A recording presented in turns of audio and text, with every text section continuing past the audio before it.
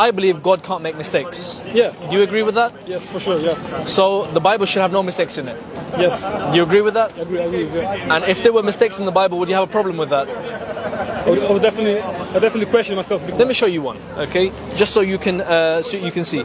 And this is clear cut, okay? So this is 2 Kings, okay? He's talking about Ahaziah, okay? The 2 Kings 8:26. He was 22 years old when Ahaziah began to reign, and he reigned 1 year in Jerusalem, and his mother's name was Athaliah, the daughter of Omri. How old was he? 22. 22. Yeah? 20 years old, yeah. And who are we talking about? Isaiah. Okay. Now, if the same Isaiah in Second Chronicles was 42 years old when he began to reign, and he reigned a year in Jerusalem, and his mother's name was Athaliah, daughter of Omri. So, why is God making a mistake here? What mistake? How old is Isaiah when he began to reign? Was he 22 or 42?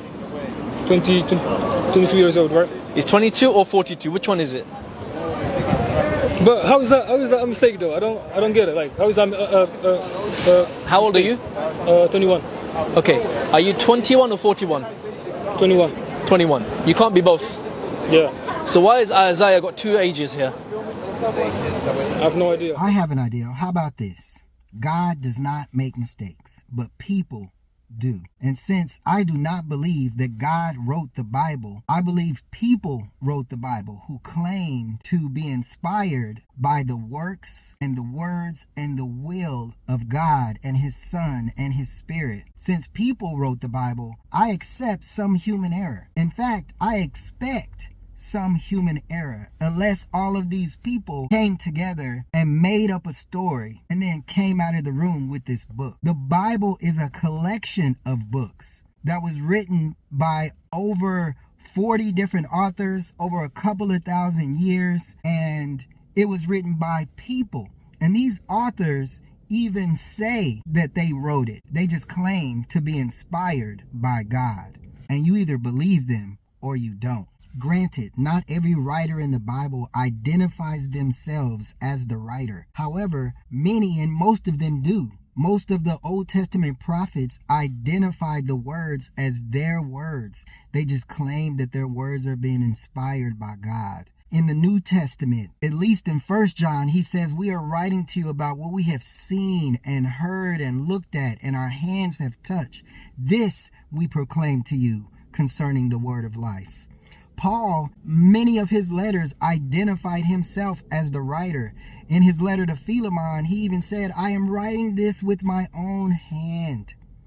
People wrote the Bible, and the Bible doesn't deny that. And even more than just considering that the original writings were written by people, you have to understand that those original writings were copied by people. And then copies of those copies were made by people. And since they're reading from an English translation, you have to consider that those copies were translated into English by people. Because you have people involved, there's a huge chance for human error. The bigger question is not about whether there are errors because people were involved in the original writing and in the copying and in the translating. The bigger question is, why should we believe these people? How can we trust these writings if there's a chance for human error? If you compare translations, like I would recommend anyone do who's trying to study the Bible, because of human error in translation, you'll find that many of the translations in both 2 Kings and 2 Chronicles, they both say that king was 22 years old. In other translations, such as, say, the King James Version, you will find that it says 22 years old versus 42 years old. But what that demonstrates is not that God makes mistakes. It demonstrates that people make mistakes. And from the original writings to the copies to the translations, human error was there. You don't have to question yourself nor question God because of human error. Listen, as you determine whether you want to believe these people who wrote this collection of books or not, please think about three things. One, think about the closeness of the writers to the actual period of time or to the people that they're writing about.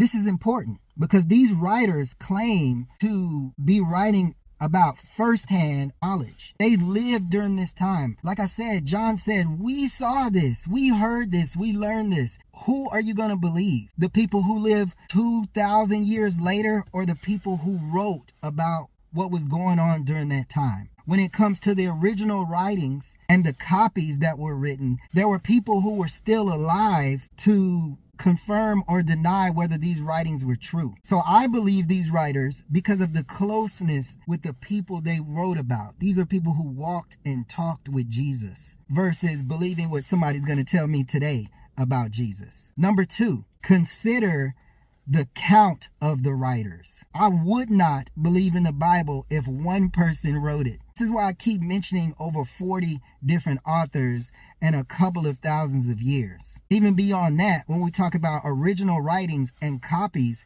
you're talking about a collection of like 5,700 copies that we have and that translators have to translate into various languages like English. And whether they used paraphrase or they use word for word, the key for me is that I need a group of people who came together with different perspectives and different knowledge and different backgrounds to translate this language for me. And just compare translations instead of just accepting one. Number three, I believe these writers, because of what they were willing to suffer and sacrifice for this message. Whatever story they told, they stuck with it till death. And consider all that they were willing to give up as you decide whether you want to accept or reject what these people wrote about a God who does not make mistakes.